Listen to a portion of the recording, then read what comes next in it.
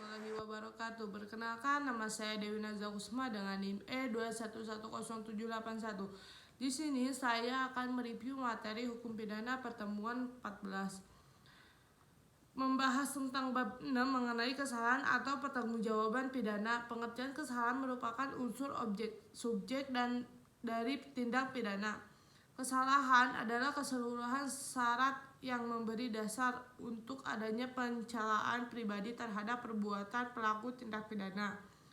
Dalam arti yuridis dibagi kesengajaan, dolus, dan kealpaan coba, dan dalam arti sempit kesalahan sama dengan kealpaan. Unsur kesalahan yakni kemampuan bertanggung jawab, adanya hubungan batin antara pelaku dengan perbuatannya, yakni berupa kesengajaan atau kealpaan serta tidak adanya alasan pemaaf. A. Pengertian kesengajaan atau dolus.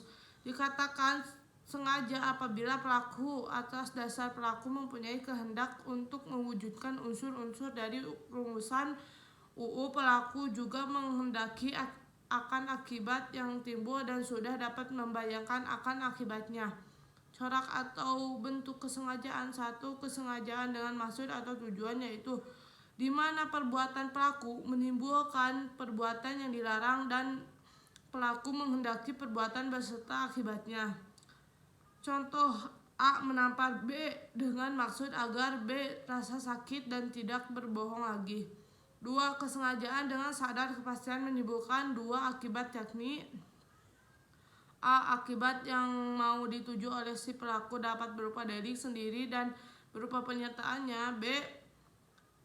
Akibat yang tidak dikehendaki tapi merupakan keharusan dalam mencapai tujuan sehingga menjadi timbul.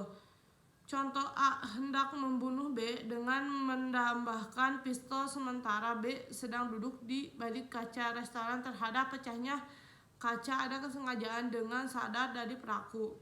3. Kesengajaan dengan sadar kemungkinan keadaan tertentu yang semula mungkin terjadi kemudian benar-benar terjadi. Contohnya Ares Kuetat di kota Huizen, negeri Belanda. Teori apa boleh buat, yakni teori keadaan batin pelaku terhadap perbuatannya. Sifat kesengajaan. 1. Kesengajaan berwarna. Sengaja melakukan perbuatan. Kesengajaannya berarti kesadaran dari si pelaku. Dalam hal ini hakim harus membuktikan bahwa pelaku melakukan tindak pidana dan perbuatan yang dilarang dan diancam dengan pidana. 2. Kesengajaan tidak berwarna. Untuk dapat dipidana pelaku cukup menghendaki perbuatannya. Berlaku asas lex dura sedita scripta, yaitu dengan diundangkan yang hukum pidana maka setiap orang dianggap mengetahuinya. Jenis-jenis kesengajaan: dolus determinatus, dolus indeterminatus, dolus alternativus, dolus generalis. Kekeliruan atau kesesatan atau salah kira disebut juga tidak disengaja. Kesesatan dapat dibedakan menjadi kesesuaian peristiwa, kesesatan hukum, kekeliruan orang, dan lainnya. B. Kealpaan atau culpa disebut juga kurang hati-hati, terdiri dari kealpaan disadari dan tidak disadari. Unsur kealpaan yakni pelaku dapat menduga terjadi akibat perbuatan dan pelaku kurang hati-hati. Bentuk kealpaan terdiri dari culpa lata, yaitu kealpaan berat, culpa lepis kealpaan ringan, bewusste skuld yakni kealpaan disadari, dan unbewusst skuld yaitu pelaku tidak dapat membayangkan akibatnya. Kemampuan bertanggung jawab yaitu keadaan batin seseorang yang sehat dan normal ketika melakukan tindak pidana. Cara bertanggung jawabnya: 1. Sistem deskriptif atau menyatakan. 2. Sistem normatif atau menilai. 3. Sistem deskriptif normatif. KUHP menganut sistem deskriptif normatif dengan alasan deskriptif artinya keadaan jiwa pelaku dan normatif hakim yang menilai dan menyimpulkan perbuatannya yang didasarkan pada hasil pemeriksaan di pengadilan.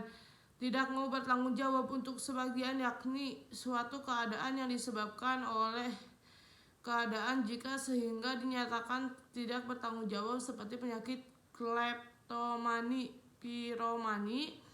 Orang yang mempunyai penyakit jiwa dianggap tidak mampu bertanggung jawab, dan pidana yang dilakukan adanya hubungan dengan penyakitnya keadaan mabok dalam hal pelaku melakukan mabok secara sengaja dan melakukan kejahatan. Tindak pidana adalah termasuk kesengajaan dan dapat mempertanggungjawabkan segala konsekuensi dari akibat perbuatannya. Harus dilihat batas mampu dan tidak mampu bertanggung jawabnya.